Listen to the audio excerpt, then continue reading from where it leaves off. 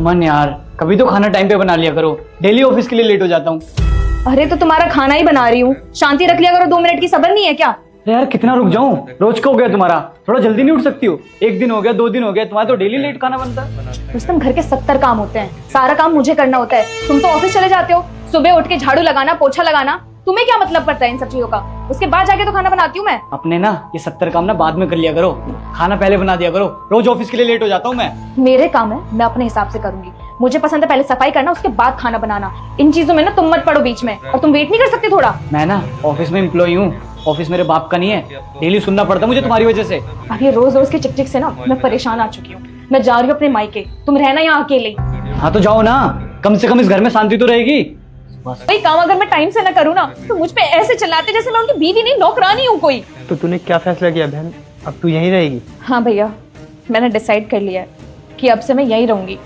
जब मैं यहाँ रहूंगी ना और वहाँ पे कोई काम करके नहीं देगा, उनकी अकल ठिकाने आ जाएगी कि कितना मुश्किल होता है घर का सारा काम करना अकेले। ठीक है फिर सुमन, मैं तेरा तलाक करवा देता हूँ और तेरी दूसरी शादी भी करवा देता हूँ। और बस तू मुझे ये गारंटी दे दे कि तू अपने दूसरे पति के साथ कभी नहीं लड़ेगी, तुम दोनों के बीच कभी क्लेश नहीं होंगे और तू उससे लड़कर आज की तरह का ये बैग उठाकर घर वापस नहीं आएगी। भैया आप ये क्या बोल रहे हो?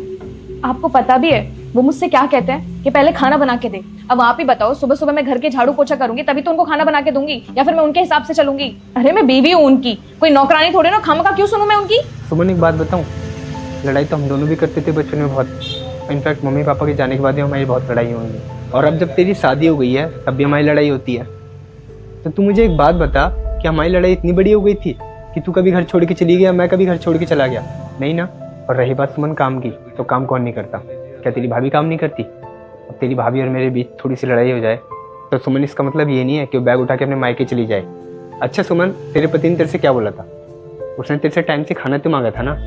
अब अगला इंसान बाहर से काम करके आएगा, उसे टाइम पे खाना भी ना मिले तो गुस्सा तो आएगा ना।